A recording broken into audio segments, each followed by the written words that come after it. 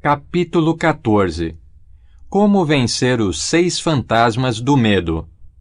Ao ler este capítulo, analise-se e descubra quantos fantasmas estão atrapalhando seu caminho. Antes que qualquer parte desta filosofia possa ser posta em prática com sucesso, você deve preparar-se para recebê-la. A preparação não é difícil. Começa com o estudo, a análise e o entendimento de 3 inimigos que devem ser afastados: indecisão, dúvida e medo. O 6º sentido não funcionará se a mente estiver tomada por um ou mais desses 3 inimigos. Os componentes do trio maldoso são muito unidos. Aonde um vai, os outros também vão. A indecisão é o projeto do medo. Lembre-se disso quando ler. A indecisão se materializa em dúvida. As duas se combinam e formam o medo. O processo de combinação é lento, geralmente. Por isso esses inimigos são tão perigosos. Germinam e crescem sem serem notados. O restante deste capítulo descreve os últimos aspectos a serem trabalhados antes que a filosofia, como um todo, possa ser posta em prática. Em seguida, analisa uma condição que já reduziu muita gente à pobreza e faz uma afirmativa que deve ser entendida por todos que acumulam riquezas, seja em termos de dinheiro ou de um estado de espírito muito mais valioso. O objetivo deste capítulo é chamar a atenção para a causa e a cura de 6 medos básicos. Antes de enfrentar um inimigo, você precisa saber seu nome, conhecer seus hábitos e o lugar onde vive. Durante a leitura, analise-se cuidadosamente para descobrir se tem um ou mais desses medos comuns. Não se deixe enganar pelos hábitos desses inimigos sutis. Às vezes, eles se escondem no subconsciente, onde é difícil localizá-los e ainda mais difícil eliminá-los. Os 6 medos básicos. Em algum momento da vida, todo ser humano é atacado pelos 6 medos básicos, seja por um deles de cada vez ou por uma combinação de alguns, e às vezes por todos ao mesmo tempo. Eis a lista dos 6 medos básicos. Medo de pobreza. Medo de críticas. Medo de doença. Medo de perder o amor de alguém. Medo da velhice. Medo da morte. Todos os outros medos são de menor importância e podem ser incluídos em algum desses 6. A ocorrência desses medos obedece a ciclos, como se fosse uma maldição lançada sobre o mundo. Em tempos de crise econômica, prevalece o medo da pobreza. Em tempos de guerra, o medo da morte. Depois da guerra, o medo da doença. Medos não passam de estados de espírito, sujeitos a controle e orientação. Os médicos, como se sabe, ficam doentes com menos frequência do que outro tipo de profissional, por um motivo muito simples: não têm medo das doenças. Por força da profissão, eles não hesitam em aproximar-se diariamente de pacientes com moléstias contagiosas, mas nem por isso se contagiam. Sua imunidade se deve em grande parte, se não unicamente, à absoluta falta de medo. Tudo que o ser humano cria começa com um impulso de pensamento. A partir dessa afirmativa, vem outra, ainda mais importante. Os impulsos de pensamento começam imediatamente a transformar-se em seu equivalente material, sejam tais pensamentos voluntários ou não. Impulsos de pensamento captados ao acaso, liberados por outras mentes, têm tanta força para determinar o destino financeiro, social e profissional de um indivíduo quanto aqueles criados por ele deliberadamente. Até aqui, preparamos a apresentação de um fato de grande importância para aqueles que não entendem por que algumas pessoas têm tanta sorte, enquanto outras de igual ou melhor habilidade, treinamento, experiência e capacidade parecem fadadas à infelicidade. A explicação é a seguinte: todo ser humano tem a capacidade de total controle da própria mente e, com isso, pode deixá-la aberta a impulsos de pensamento negativos emitidos por outras mentes, ou fechar bem as portas, admitindo apenas impulsos de pensamento desejáveis. A natureza dotou o ser humano de absoluto controle sobre o pensamento. Isso, aliado ao fato de que tudo o que criamos começa em forma de pensamento, leva-nos ao princípio pelo qual o medo pode ser dominado. Se é verdade que todo pensamento tem a tendência de transformar-se em seu equivalente material, e é, sem sombra de dúvida, também é verdadeiro o fato de ser impossível que pensamentos de medo e pobreza transformem-se em coragem e ganhos financeiros. Um exemplo disso foi o que aconteceu nos Estados Unidos com a quebra de Wall Street, em 1929.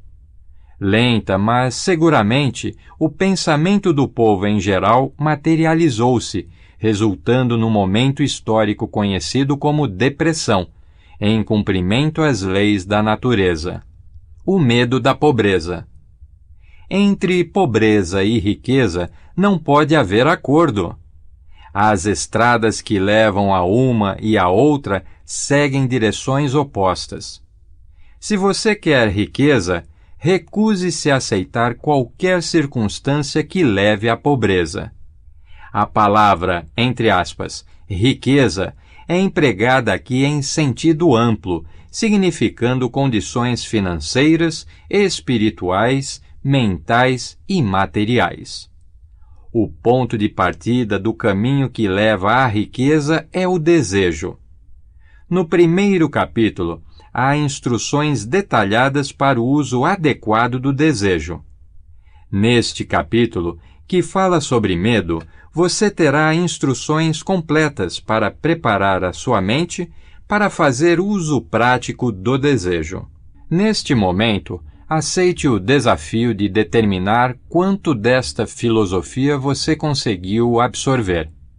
Este é o ponto em que pode prever com precisão o que o destino lhe reserva. Se, depois da leitura deste capítulo, você se decidir a aceitar a pobreza, pode preparar a mente para isso. A decisão é sua. Se preferir a riqueza, determine a forma e a quantidade ideais. Você conhece a estrada que leva à riqueza e recebeu um mapa para não errar o caminho. Se não começar a caminhada ou desistir antes da chegada, você será o responsável. A riqueza só depende do seu estado de espírito, o único fator controlável. Estado de espírito se cria e se vive, não se compra. O medo da pobreza não passa de um estado de espírito, mas é suficiente para anular qualquer chance de realização em um empreendimento. Fato que comprova isso foi a depressão. Esse medo impede o raciocínio, destrói a imaginação, acaba com a autoconfiança, extingue o entusiasmo, prejudica a iniciativa, leva à indecisão, estimula os adiamentos e impossibilita o autocontrole. Tira o encanto da personalidade, atrapalha a clareza de raciocínio, dilui os esforços, aniquila a persistência, reduz a nada a força de vontade, arruína a ambição, anuvia a memória e atrai todas as formas de fracasso, mata o amor e as melhores emoções do coração, abala a amizade, acarreta desastres, causa insônia, miséria e infelicidade. Isso apesar da inegável verdade de que vivemos em um mundo onde há abundância de tudo que o coração pode desejar. E nada nos impede de consegui-lo, a não ser a falta de propósito. O medo da pobreza é, sem dúvida, o mais destrutivo dos 6 medos básicos. Foi colocado no topo da lista porque é o mais difícil de dominar. É preciso coragem para dizer a verdade a respeito da origem desse medo e ainda mais coragem para aceitar essa verdade. O medo da pobreza se originou da tendência hereditária que tem o ser humano de tentar superar o outro economicamente. Praticamente, todos os animais inferiores ao homem são motivados pelo instinto e, com sua capacidade limitada de, entre aspas, pensar, tentam superar uns aos outros fisicamente. O homem, com seu superior senso de intuição, sua capacidade de pensar e raciocinar, não devora o outro literalmente, tem mais satisfação em devorá-lo financeiramente. O homem é tão avarento que cada lei foi criada para protegê-lo de seu semelhante. De todas as eras vividas pela humanidade, das quais temos algum conhecimento, a atual se destaca pela importância que o homem dá ao dinheiro. Aquele que não possui uma gorda conta bancária vale menos que a poeira do chão. Mas se tem dinheiro, seja lá como for que tenha conseguido, é um rei, está acima da lei, comanda a política, domina os negócios e todos se curvam à sua passagem. Nada causa tanto sofrimento e humilhação quanto a pobreza. Somente quem já foi pobre entende isso. Não admira que o ser humano tema a pobreza. Pela experiência, aprendeu há gerações que alguns indivíduos não são confiáveis quando se trata de dinheiro e bens materiais. Essa é uma acusação dolorosa, e o pior é que é verdade. A maior parte dos casamentos se baseia na riqueza do marido, da esposa ou dos dois. Não é de espantar que haja tantos processos de divórcio. Alguns vão em busca da riqueza tão avidamente que fazem de tudo para consegui-la, se possível por meios legais, mas também por outros meios, se for necessário ou conveniente. A autoanálise pode revelar fraquezas que as pessoas preferem ignorar, mas é essencial para quem quer obter da vida mais que mediocridade e pobreza. Ao analisar-se, lembre que é ao mesmo tempo juiz e jurado, acusador e defensor, queixoso e réu. Encare os fatos. Faça perguntas claras e exija respostas diretas. Ao terminar a análise, você se conhecerá melhor. Se não se sentir capaz de uma avaliação imparcial, peça a ajuda de alguém bem próximo. Você está em busca da verdade. Descubra, ainda que se sinta desconfortável temporariamente. As pessoas, em sua maioria, ao serem perguntadas sobre o que mais temem, respondem, entre aspas, nada. É uma resposta incorreta. Poucos são aqueles que percebem quanto são constrangidos, prejudicados e derrotados física e espiritualmente por alguma forma de medo. O medo se instala tão sutil e profundamente que o indivíduo pode carregá-lo a vida toda sem se dar conta. Somente uma análise corajosa é capaz de revelar a presença desse inimigo de todos. Quando começar a se analisar, procure respostas sinceras dentro de você. Faça isso. Eis aqui uma lista de sintomas que deve procurar. Sintomas do medo da pobreza: indiferença. Expressa-se comumente pela falta de ambição, pela tolerância com a pobreza, pela aceitação passiva do que a vida oferece, pela preguiça física e mental, pela falta de iniciativa, de imaginação, de entusiasmo e de autocontrole. Indecisão. Hábito de deixar as decisões nas mãos dos outros, de ficar, abre aspas, em cima do muro, fecha aspas. Dúvida. Expressa-se geralmente por desculpas e álibis destinados a disfarçar, explicar ou justificar as próprias falhas e por críticas ao sucesso alheio, motivadas pela inveja. Ansiedade.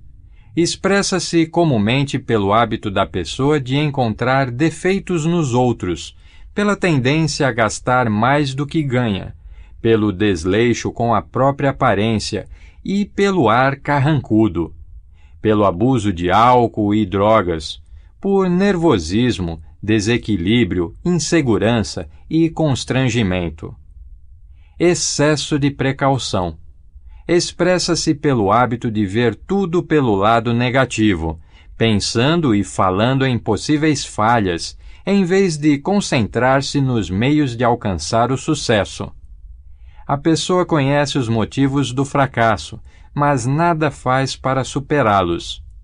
Espera pela, abre aspas, hora certa, fecha aspas, de colocar os planos em ação, e a espera se torna um hábito. Só se lembra do que deu errado, esquecendo o que deu certo, sem perceber a situação como um todo. O pessimismo causa má digestão, prisão de ventre, intoxicação, dificuldade em respirar e mal-estar generalizado. Hábito de deixar tudo para depois.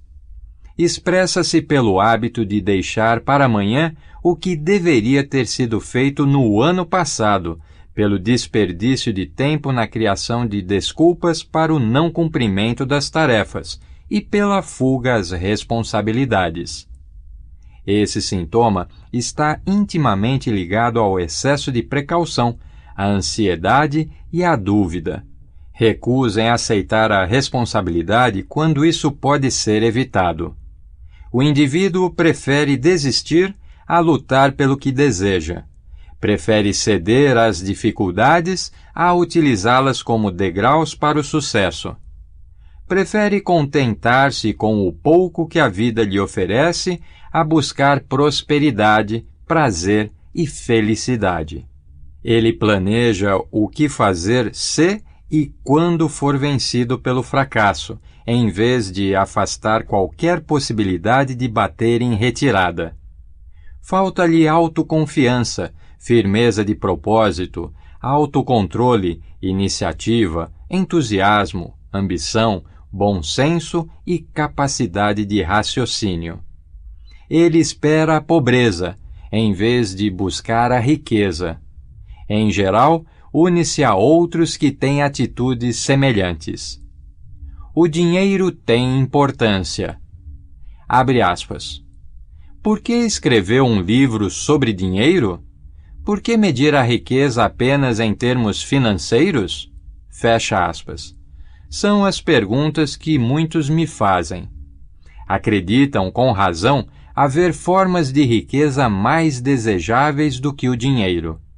Existem riquezas que não podem ser medidas em termos monetários, é verdade, mas há milhões de pessoas que dizem, abre aspas, dê-me o dinheiro de que preciso e farei o resto.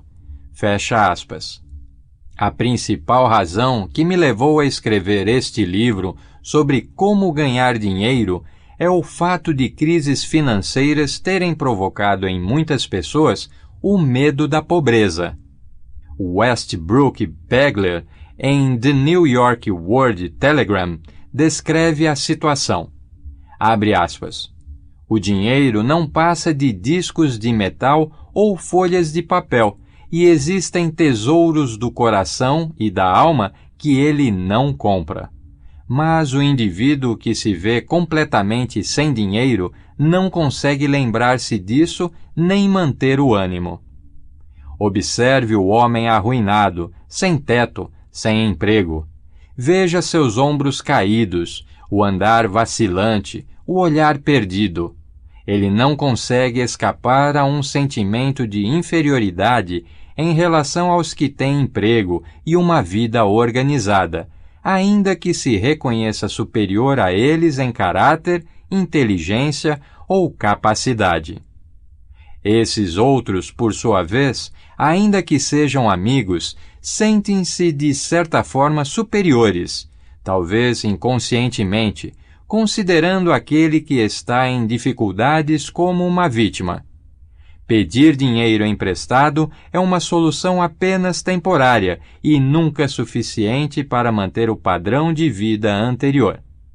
Além disso, é uma experiência que nada contribui para elevar o ânimo, como acontece quando o dinheiro é conquistado por esforço próprio. Claro que isso não se aplica aos parasitas e inúteis, mas aos indivíduos com ambição normal e respeito próprio. Fecha aspas. A mulher esconde o desespero. As mulheres que passam por essa mesma situação desagradável têm uma reação diferente. Elas são raras nas filas de mendigos, à espera de comida, dificilmente pedem dinheiro aos passantes e não são reconhecidas na multidão pelos mesmos sinais que os homens.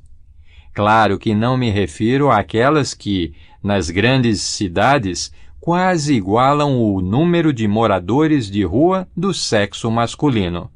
Falo de mulheres decentes e inteligentes em situação difícil. Devem ser muitas, mas não se mostram. Talvez morram de vergonha. O homem sem ocupação tem tempo de sobra para pensar.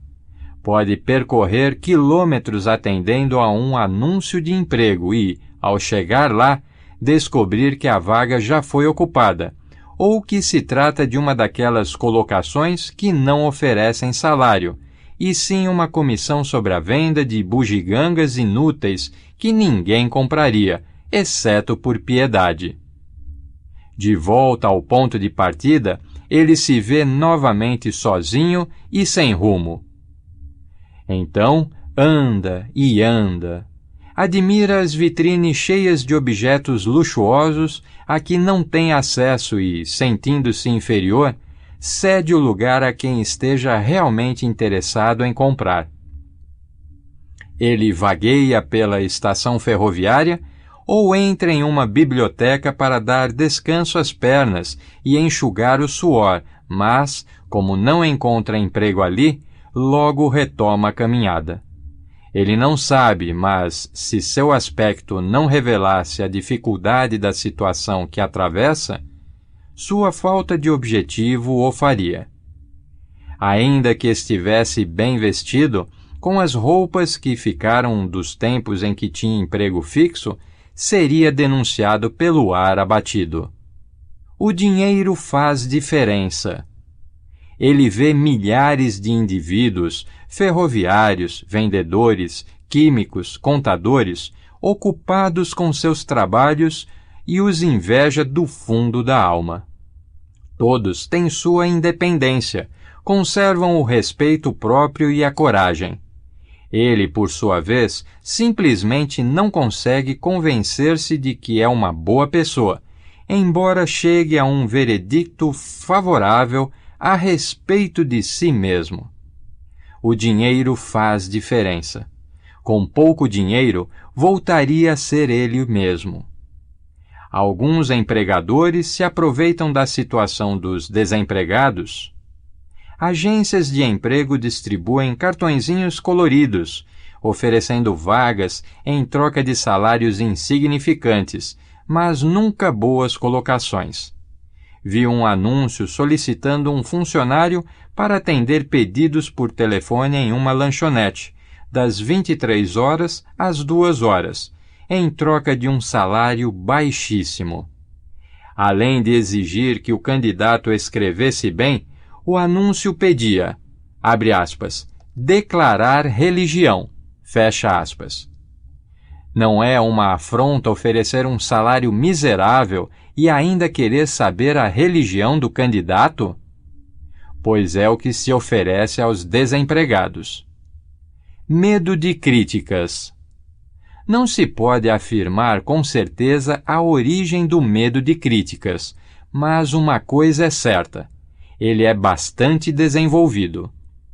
Alguns acreditam que tudo começou quando a política se tornou, entre aspas, profissão. Para outros, o que provocou o aparecimento desse medo foi a preocupação das mulheres com os estilos de vestuário. O autor, sem ser humorista nem profeta, prefere atribuir o medo de críticas àquela parte da natureza do homem que o predispõe não somente a tomar os bens do próximo, como a justificar suas atitudes criticando o caráter do outro. É muito comum o ladrão criticar aquele de quem roubou, bem como o político em campanha tentar desmerecer os oponentes, em vez de demonstrar as próprias virtudes e qualidades. O medo de críticas assume várias formas, a maior parte delas tola e mesquinha. Os fabricantes de roupas souberam aproveitar rapidamente o medo de críticas que assola a humanidade. A cada estação muda o estilo dos artigos de vestuário. Quem determina os estilos? Certamente não é o comprador, mas o fabricante. E por que os estilos mudam tão a miúde? A resposta é óbvia: para vender mais. É pelo mesmo motivo que os fabricantes de automóveis, com raras e honrosas exceções, alteram os modelos a cada temporada. Todos querem ter um carro do ano, ainda que o modelo anterior seja melhor.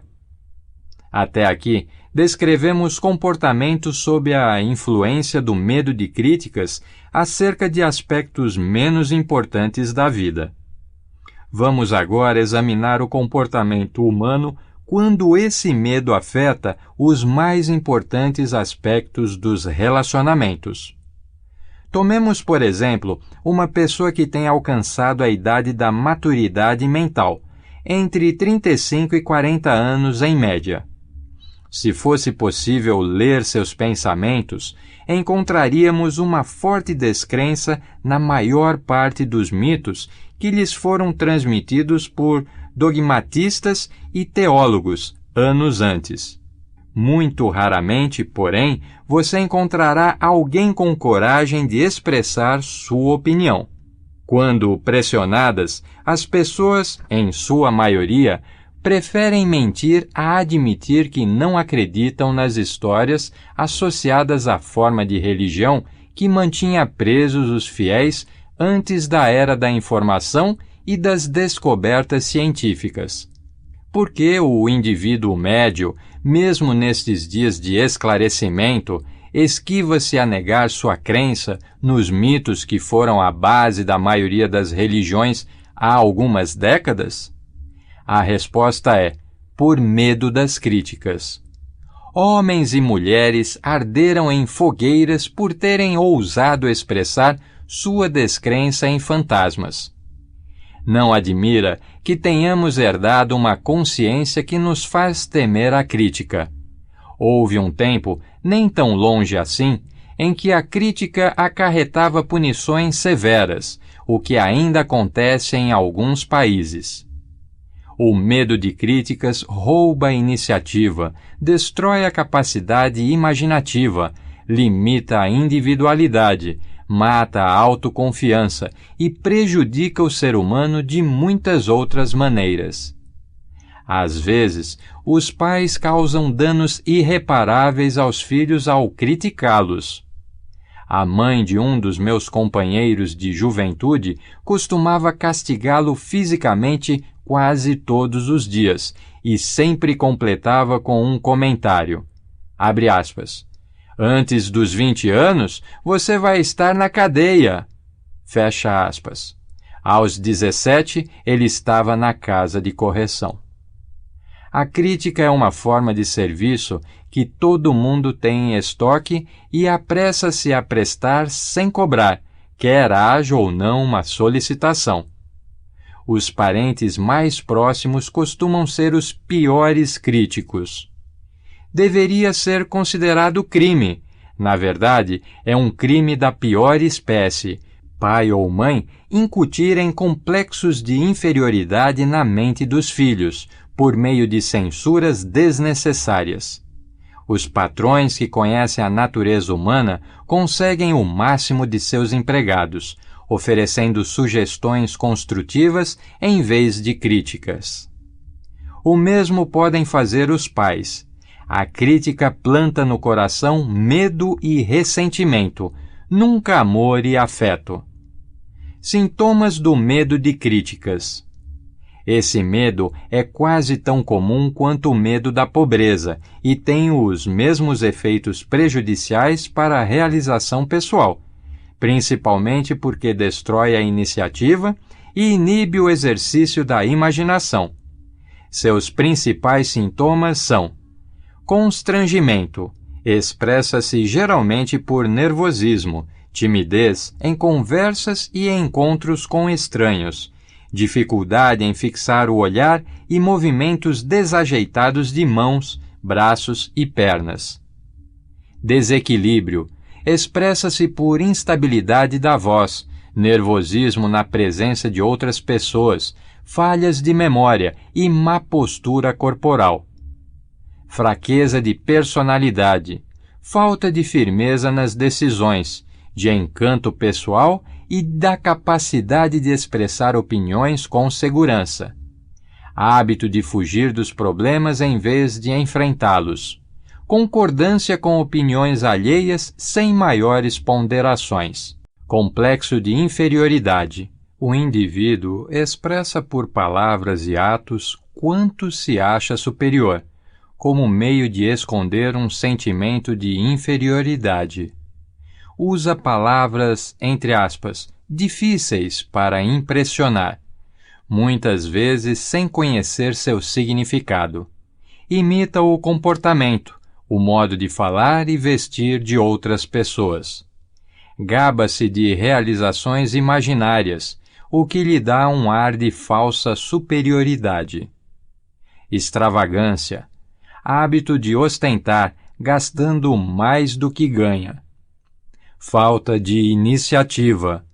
Expressa-se pela dificuldade em aproveitar oportunidades que poderiam contribuir para o crescimento pessoal, pelo medo de expressar opiniões, pela falta de confiança nas próprias ideias, pelas respostas evasivas a perguntas feitas por superiores, pela fala e pelos gestos hesitantes, bem como pela falsidade em palavras e em atitudes.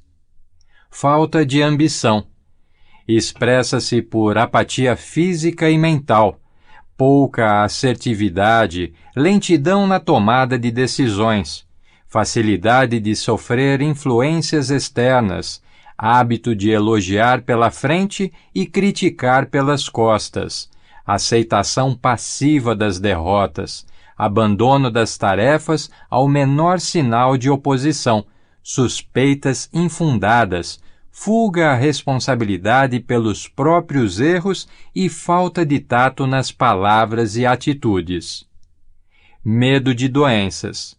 O medo de doenças tem origem em nossa herança física e social, assim como os medos da velhice e da morte, pois nos leva à fronteira de, abre aspas, mundos terríveis, fecha aspas, e desconhecidos, sobre os quais ouvimos histórias preocupantes.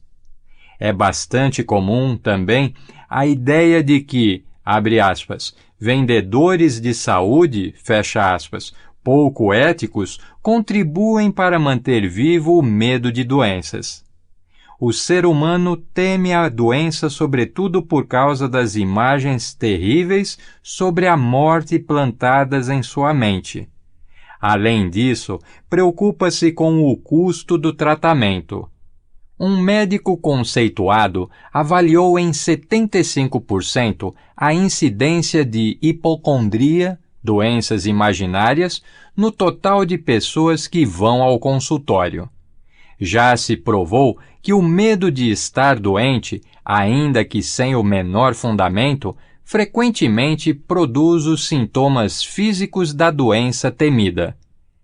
Como é poderosa a mente humana!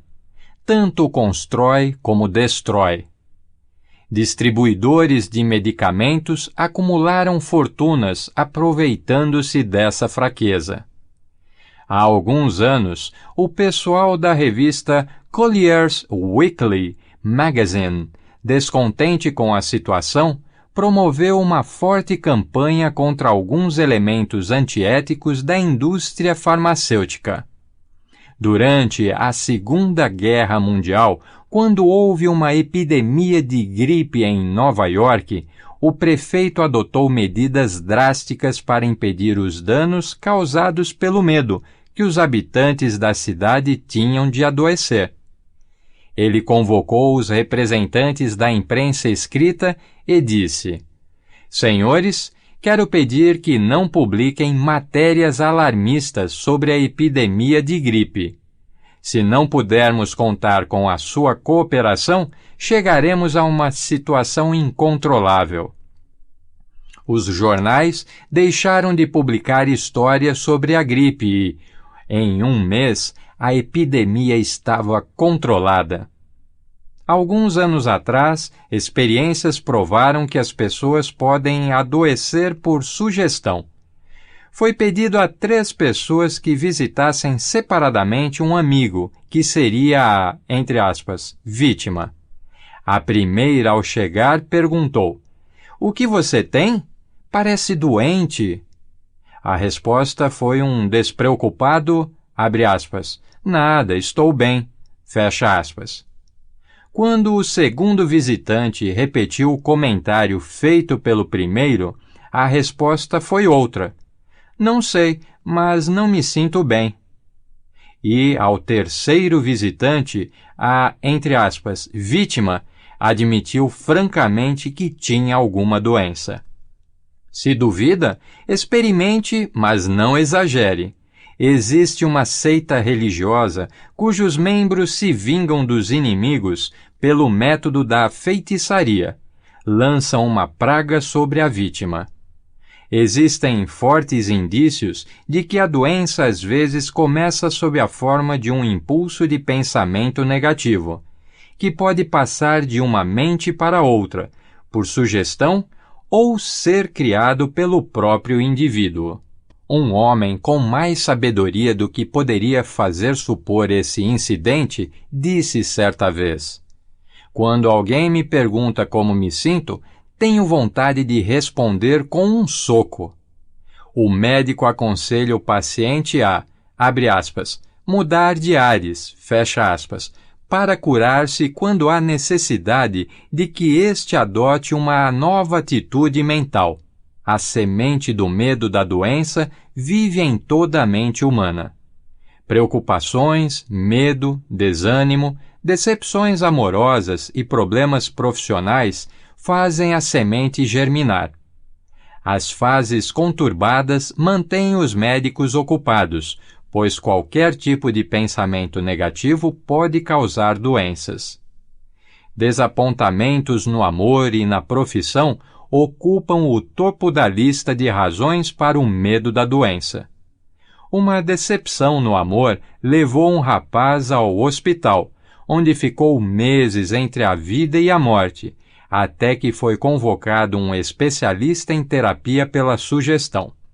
Este mudou a equipe de enfermagem, deixando o paciente sob os cuidados de uma enfermeira bela e jovem, tudo arranjado pelo médico, que começou a conquistá-lo a partir do primeiro dia. Em 3 semanas, o rapaz teve alta, embora sofrendo de uma nova doença. Estava apaixonado outra vez. O remédio não passou de uma estratégia, mas o paciente e a enfermeira se casaram mais tarde. E, pelo menos até hoje, gozam de boa saúde. Sintomas do medo de doença. Os sintomas desse medo quase generalizados são: autossugestão. Hábito de usar negativamente a autossugestão, procurando e esperando encontrar sintomas de todo tipo de doença.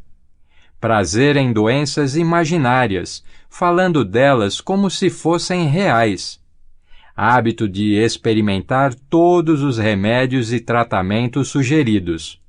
Conversas sobre cirurgias, acidentes e outras formas de doença. Experimentação de dietas e exercícios físicos sem orientação médica. Uso indistinto de remédios caseiros, industrializados ou receitados por curandeiros. Hipocondria. Hábito de pensar e falar em doenças, esperando descobri-las, até provocar uma crise nervosa. Não existe medicação que cure essa condição. Ela é provocada pelo pensamento negativo e só pode ser curada pelo pensamento positivo. Segundo se diz, a hipocondria, termo médico para doenças imaginárias, causa tanto mal quanto a própria doença. A maioria das chamadas doenças, abre aspas, dos nervos, fecha aspas, vem de males imaginários. Falta de exercício. Geralmente, o medo de doenças faz o indivíduo evitar a vida ao ar livre, impede o exercício físico adequado e, assim, provoca aumento de peso. Suscetibilidade. O medo de adoecer diminui a resistência física, criando uma condição favorável a toda forma de doença. Com frequência, o medo de doenças vem associado ao medo da pobreza, em especial no caso dos hipocondríacos, que se preocupam com a conta do hospital, os honorários do médico e o preço dos remédios. Esse tipo de pessoa procura estar preparada para a doença, fala sobre a morte, compra a sepultura e economiza para as despesas com o enterro. Papel de vítima. Hábito de usar doenças imaginárias para angariar simpatia. Muitos recorrem a esse artifício para fugir do trabalho. A simulação de doenças serve para encobrir a preguiça pura e simples ou a falta de ambição. Excesso. Hábito de usar álcool ou drogas para aliviar a dor em vez de eliminar a causa dessa dor. Costume de ler sobre doenças e preocupar-se com a possibilidade de ser atacado por uma delas. Interesse exagerado por anúncios de remédios. Medo de perder o amor de alguém. A origem do medo da perda de um amor é inerente ao ser humano e não exige muitas explicações. Está, obviamente, no hábito da poligamia, quando o homem costumava roubar ou cortejar as mulheres dos outros. O ciúme e outras formas semelhantes de demência precoce nasceram do medo que o homem tem de perder o amor de alguém. Dos 6 medos básicos, esse é o mais doloroso e talvez o que mais provoque estragos no corpo e na mente, levando muitas vezes à insanidade permanente. Provavelmente, o medo de perder um amor existe desde a Idade da Pedra, quando o homem conquistava as mulheres pela força bruta. Eles ainda as conquistam, mas com outras técnicas. Em vez de força, usam a persuasão, a promessa de roupas caras, carros e outras iscas muito mais eficazes do que a força física. Os hábitos do homem moderno são os mesmos do início da civilização. Ele apenas os expressa de maneira diferente. Uma observação cuidadosa demonstra que as mulheres são mais suscetíveis a esse medo do que os homens, o que pode ser facilmente explicado. Elas aprenderam, por experiência, que eles são polígamos por natureza e não se pode confiar nas rivais. Sintomas do medo de perder o amor de alguém. Os sintomas característicos desse medo são: ciúme, hábito de desconfiar de amigos ou da pessoa amada, sem motivos razoáveis. O ciúme é uma forma de demência precoce que, às vezes, expressa-se com violência, sem qualquer causa. A pessoa ciumenta costuma acusar o marido ou a mulher de infidelidade, embora sem fundamento algum, e não confia em ninguém. Repreensão. Hábito de repreender amigos, parentes, colegas de trabalho, etc., por motivos insignificantes ou sem qualquer razão. Jogo. Hábito de jogar, roubar, enganar e correr riscos com o objetivo de ganhar dinheiro e oferecer bens materiais à pessoa amada, acreditando poder comprar o amor. Costume de gastar mais do que ganha para impressionar. Insônia, nervosismo, descontrole, insegurança, instabilidade de humor e falta de persistência e de força de vontade. Medo da velhice. O medo da velhice tem duas origens principais. A primeira é o medo de que a velhice traga a pobreza, de que os bens materiais sejam tomados por alguém. A segunda, e mais forte, são os falsos e cruéis ensinamentos transmitidos de geração em geração, bem como outros truques habilmente concebidos para manter o ser humano dominado pelo medo. A possibilidade de doenças, que aumenta com o passar dos anos, e de diminuição da atração sexual, também contribuem para esse medo. Existe uma associação entre velhice e possibilidade de pobreza. Entre aspas, asilo não é uma palavra bonita. Qualquer um se arrepia com a ideia de passar os últimos dias de vida em um abrigo para idosos. E há ainda a possibilidade de perda da independência física e financeira. Sintomas do medo da velhice. Os sintomas mais comuns desse medo são: tendência a diminuir o ritmo de atividade e desenvolver complexo de inferioridade por volta dos 40 anos, acreditando serem os lapsos que comete motivados pela idade. Na verdade, os anos mais produtivos da vida do indivíduo, tanto mental quanto espiritualmente, são aqueles entre os 40 e os 60. Hábito de desculpar-se pela, entre aspas, velhice, ao chegar aos 40 ou 50 anos, em vez de subverter a regra, demonstrando gratidão por haver alcançado a idade da sabedoria e da compreensão. Costume de reprimir a iniciativa, a imaginação e a autoconfiança, acreditando falsamente haver passado da idade de exercitar essas qualidades. Preferência por um vestuário de estilo jovem e adoção de maneirismos típicos da juventude, provocando comentários de conhecidos e desconhecidos. Medo da morte. Para alguns, o medo da morte é o mais cruel dos medos básicos, por uma razão óbvia. A terrível sensação de medo associada à ideia da morte, na maior parte dos casos, pode ser atribuída diretamente ao fanatismo religioso. Os chamados, entre aspas, pagãos, têm muito menos medo da morte do que os mais, entre aspas, civilizados. Há centenas de milhões de anos, o homem procura as respostas para estas duas perguntas. Abre aspas. De onde venho? Para onde vou? Fecha aspas. Há muitas eras, indivíduos espertos e astuciosos respondiam rapidamente a essas perguntas, mas cobravam um preço por isso. Veja agora a principal razão para o medo da morte.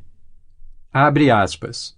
Entre em minha tenda, abrace minha fé, aceite meus dogmas e garantirei a sua entrada imediata no céu após a morte. Se ficar fora da tenda, será levado pelo demônio e arderá no fogo do inferno por toda a eternidade. Fecha aspas. Diz o líder de uma seita. A eternidade é muito tempo. O fogo é terrível. A ideia do castigo eterno pelo fogo não somente faz o ser humano temer a morte, mas também perder a razão e o interesse pela vida, além de tornar a felicidade impossível. Durante minha pesquisa, reli o livro A Catalogue of the Gods, no qual estão listados os 30.000 deuses adorados pelo homem. Imagine! Deuses com 30.000 representações diferentes, de lagostas a formas humanas. Não admira que o ser humano se assuste tanto com a ideia da morte. Embora o líder religioso não seja capaz de garantir ao fiel um salvo-conduto para o céu, nem tenha o poder de fazer o infeliz descer ao inferno, esta última possibilidade é tão terrível que a simples ideia toma conta da imaginação e parece tão real que elimina a razão e impõe o medo da morte. Na verdade, ninguém sabe, nem nunca soube, se céu e inferno existem e como são. Essa falta de conhecimento positivo abre as portas da mente humana ao charlatanismo, que a controla com astúcia, artifícios e mentiras piedosas. O medo da morte já não é tão comum como no tempo em que não havia instituições de ensino. Os cientistas mostraram a verdade ao mundo, libertando rapidamente a humanidade do terrível medo da morte. Os jovens universitários não se deixam impressionar facilmente pelo fogo e pelo enxofre do inferno. Com a ajuda de ciências como biologia, astronomia, geologia e outras relacionadas a estas, os medos que povoavam as mentes dos seres humanos, destruindo sua razão, foram afastados. As clínicas para doentes mentais estão cheias de gente que enlouqueceu por medo da morte. Esse medo de nada adianta. A morte virá, seja qual for a nossa opinião a respeito dela. Aceite-a como uma necessidade e não pense mais no assunto. Se a morte não fosse necessária, não aconteceria. E talvez não seja tão ruim como dizem. O mundo todo é feito apenas de energia e matéria. Nas aulas de física, aprendemos que matéria e energia, as duas únicas realidades conhecidas do ser humano, não podem ser criadas nem destruídas, mas podem ser transformadas. Vida é energia. Se é impossível destruir energia e matéria, também é impossível destruir a vida. Pode haver processos de transição ou mudança, mas não a destruição da vida. Então, a morte é uma simples transição. E se a morte não for apenas mudança ou transição, nada haverá depois dela, a não ser um sono eterno e tranquilo. Como não há motivo para temer o sono, você pode banir de vez o medo da morte. Sintomas do medo da morte. Os sintomas desse medo são: hábito de pensar na morte em vez de aproveitar a vida ao máximo, geralmente por falta de objetivo ou de uma ocupação produtiva. Esse medo atinge principalmente os mais idosos, mas às vezes pode afetar também os mais jovens. O remédio mais eficaz contra o medo da morte é um desejo ardente de realização, fundamentado na prestação de um serviço útil aos outros. Pessoas ocupadas raramente têm tempo de pensar na morte. Para elas, a vida é interessante demais. Às vezes, o medo da morte está associado ao medo de deixar os entes queridos na pobreza. Em outros casos, é consequência de alguma doença que tenha minado a resistência física. Assim, podemos resumir dizendo que as causas mais comuns para o medo da morte são doença, pobreza, falta de ocupação produtiva, decepção amorosa, insanidade e fanatismo religioso. Ansiedade. A ansiedade é um estado de espírito baseado no medo. A ansiedade se instala devagar, mas com persistência. É insidiosa e sutil. Passo a passo, toma a mente até anular a capacidade de raciocínio, a autoconfiança e a iniciativa. A ansiedade é uma forma de medo continuado causado pela indecisão. Portanto, é um estado de espírito que pode ser controlado. A indecisão desequilibra a mente, e uma mente desequilibrada é impotente. Mesmo sob condições econômicas normais, falta à maioria dos indivíduos a força de vontade para tomar decisões com agilidade e levá-las adiante. Em períodos de instabilidade da economia, a situação fica ainda mais complicada. Além de sua natural dificuldade em tomar decisões, eles são influenciados pela indefinição dos que os rodeiam, criando-se assim um estado de, abre aspas, indecisão em massa, fecha aspas. Em 1929, durante a crise econômica que se abateu sobre os Estados Unidos, a atmosfera do mundo todo foi contaminada pela, entre aspas, sinistrose e pela, entre aspas, ansiosite, duas, abre aspas, doenças mentais, fecha aspas, que se espalharam depois da quebra de Wall Street. Só existe um remédio conhecido para tais doenças: o hábito de tomar decisões com rapidez e firmeza. Aliás, é um remédio que se aplica a todas as pessoas. Quando nos decidimos por uma determinada linha de ação, a ansiedade desaparece. Certa vez, entrevistei um homem que seria eletrocutado dentro de 2 horas. De todos os 8 homens que lhe faziam companhia na cela da morte, ele era o mais calmo. Sua calma me fez perguntar-lhe como se sentia, sabendo que em pouco tempo estaria a caminho da eternidade. Com um sorriso confiante, ele respondeu: "Muito bem, em breve não terei mais problemas." E problema foi o que mais tive na vida. Foi duro arranjar roupa e comida. Daqui a pouco, não vou mais precisar disso. Eu me acalmei assim que tive a certeza de que iria morrer. Eu me preparei mentalmente para aceitar meu destino. Enquanto conversava comigo, ele devorava uma refeição em quantidade suficiente para 3 pessoas e parecia gostar, como se não estivesse à beira de um desastre. A decisão deu àquele homem resignação. A decisão pode evitar a ocorrência de circunstâncias não desejadas. Por causa da indecisão, os 6 medos básicos se transformam em ansiedade.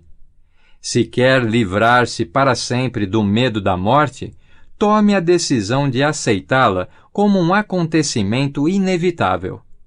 Afaste o medo da pobreza, tomando a decisão de satisfazer-se com a riqueza que puder acumular, sem ansiedade. Acabe com o medo de críticas, tomando a decisão de não se preocupar com o que os outros pensam, dizem ou fazem. Elimine o medo da velhice, tomando a decisão de aceitá-la, não como uma desvantagem, mas como uma bênção em forma de sabedoria, autocontrole e compreensão, impossíveis na juventude.